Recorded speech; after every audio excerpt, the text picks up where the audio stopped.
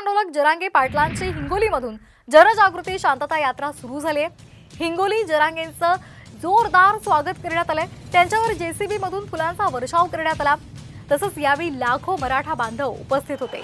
13 जुलैपर्यंत जरांगेंची जनजागृती यात्रा असणार आहे। सरकारनं आमचा आक्रोश समजून घ्यावा, आम्हाला कमजोर समजू नका असा इशारा सुद्धा जरांगेंनी दिला।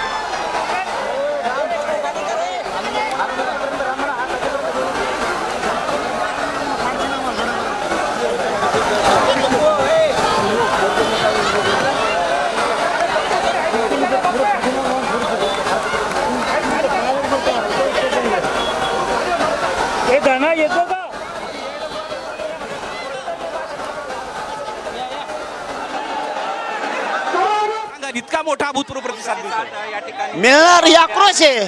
सरकार समजूनच घेत नाही, आक्रोश आहे ही मराठा समाजाचा आक्रोश आहे। सरकारने समजून घेणं गरजेचं आहे, कारण त्यांनी जर नाही समजून घेतलं तर त्यांना मराठ्यांच्या संतापाला, नाराजीच्या रोषाला बळी पडावं लागणार। मराठवाडाच नाही, पूर्ण महाराष्ट्रभर हे टप्पे पडणार आहेत। याचे 5 टप्पे आहेत। पुरा राज्यातला मराठा समाज स्वतःच्या लेकराला न्याय देण्यासाठी उसळून उठलाय। हातातले कामं सोडून दिलेत आणि अख्खा मराठा शहरातला आणि खेड्यापाड्यातला इकडे आलाय।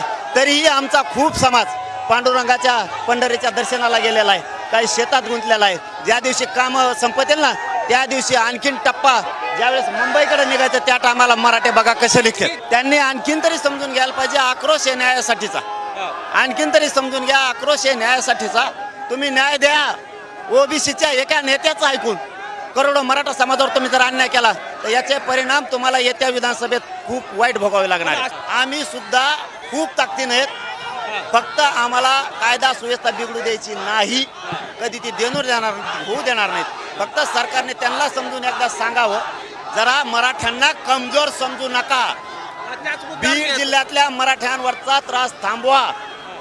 संयम हाही तोवर मराठे ठेवणार आहेत, ना विलाज आमचा होऊ देऊ नका। तर हिंगोलीमधून ही शांतता यात्रा निघालेली आहे। दरम्यान 13 जुलै नंतर पुढील दिशा ठरवणार असल्याचं जरांगेंनी सांगितलंय।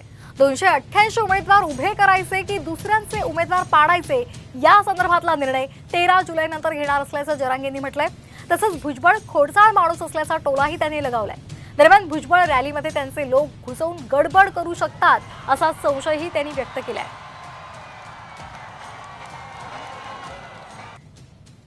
ही शांतता रॅली अत्यंत महत्त्वाची मराठा आरक्षणासाठी राहणार आहे। जनजागृती रॅली ही मराठा समाजाच्या आरक्षणासाठी अत्यंत महत्त्वाची आहे, कारण 13 तारखेपर्यंत सरकारने वेळ घेतलेला आहे। आपण 1 महिन्यात त्यांना वेळ दिला आहे, म्हणून सगळ्या जिल्ह्यातल्या मराठ्यांनी घराघरातून मायमावल्यांसह सगळ्यांनी माता मावल्यासह घराच्या बाहेर पडा। जिथं तुमचं ठिकाण असेल, जिथं तुमचं जिल्ह्याची वेळ ठरलेली असेल त्यावेळी ज्या त्या जिल्ह्यात ज्या तारखेला आहे त्या तारखेला ताकदीनं बाहेर पडा। आपल्याला आपल्या लेकराला जातीला न्याय द्यायचा।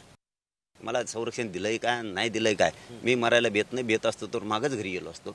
मी भेट नाहीये, पण ह्यो मात्र छगन भुजबळ डावं घडून आणू शकतो। सरकारनं त्याच्यावर बारकाईने लक्ष ठेवावं। परत तो अंग झटकून टाकीत असतो, मग हे नाहीत तो त्याच्याशिवाय हे होऊ शकत नाही।